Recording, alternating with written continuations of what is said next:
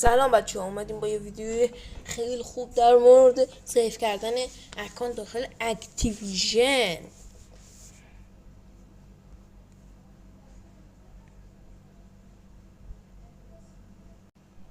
سلام، من علیرضا هستم.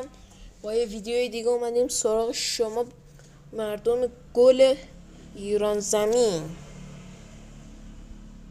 بریم سراغ بازی.